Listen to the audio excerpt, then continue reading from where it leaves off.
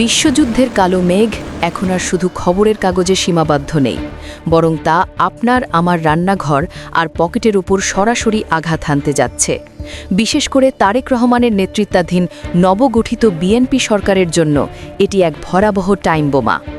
Iran, Israel এবং যুক্তরাষ্ট্রের মধ্যে শুরু হওয়া এই সরাসরি সামরিক সংঘাত বাংলাদেশের অর্থনীতিকে কোন খাদের কিনারায় নিয়ে যাচ্ছে তা আজ আমরা নির্মোহ ডেটা আর অর্থনীতির ভাষায় বিশ্লেষণ করব।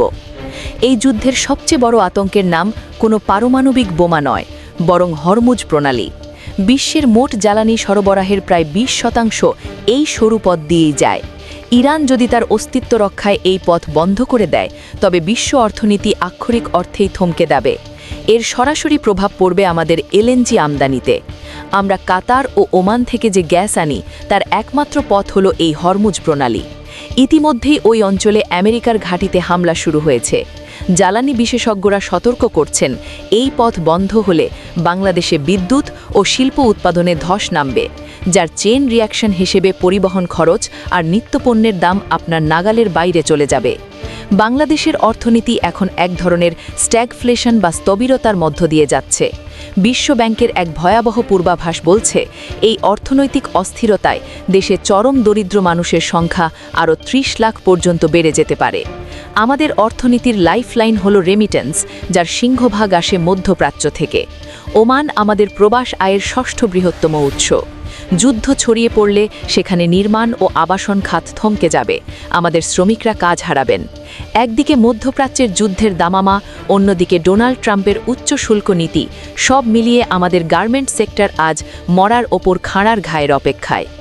এখন প্রশ্ন হলো, তারেক রহমানের সরকার কি এই পাহাড় সম সংকট সামলাতে পারবে? সরকারের ভেতরে কি সেই দক্ষতা আছে? প্রশাসনের কিছু নিয়োগ এবং বিতর্কিত ব্যক্তিদের মন্ত্রিসভায় স্থান দেওয়া নিয়ে ইতিমধ্যেই জনমনে প্রশ্ন উঠেছে। বাংলাদেশ ব্যাংকের বর্তমান গভর্নরকে নিয়ে যেখানে সংশয় আছে, সেখানে অনেকেই মনে করছেন ডক্টর আহসান এইচ মানসুরের মতো বিশেষজ্ঞদের আবার ফিরিয়ে আনা জরুরি। অনেকেই বলছেন, এই মহাসংকট ঠেকাতে তারেক রহমানের শেষ ভরসা হতে পারে জামায়াতে ইসলামী। জামায়াতের যে সুশৃঙ্খল ক্যাডার ভিত্তি এবং মাঠ পর্যায়ে সাংগঠনিক শক্তি আছে, তা এই কঠিন সময়ে জনরোষ সামলাতে সহায়ক হতে পারে।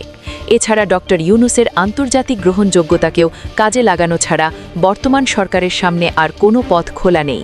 একটি ন্যাশনাল এমার্জেন্সি কমিটি গঠন করে যুদ্ধকালীন অর্থনীতির পরিকল্পনা না করলে এই সরকারের পতন ঠেকানো কঠিন হয়ে পড়বে। প্রিয় দর্শক, আপনাদের কি মনে হয়, এই বিশ্বযুদ্ধের আবহে বাংলাদেশের অর্থনীতিকে বাঁচাতে তারেক রহমানের কি উচিত জামায়াত এবং ডক্টর ইউনূসকে সাথে নিয়ে একটি জাতীয় ঐক্য গড়ে তোলা, নাকি বিএনপি একাই এই পরিস্থিতি সামলাতে পারবে? আপনার গুরুত্বপূর্ণ মতামত কমেন্টে জানান। ভিডিওটি ভালো লাগলে লাইক ও শেয়ার করে দেশপ্রেমিক জনতাকে সচেতন করুন। সজাগ থাকুন, দেশের স্বার্থে সোচ্চার থাকুন। ধন্যবাদ।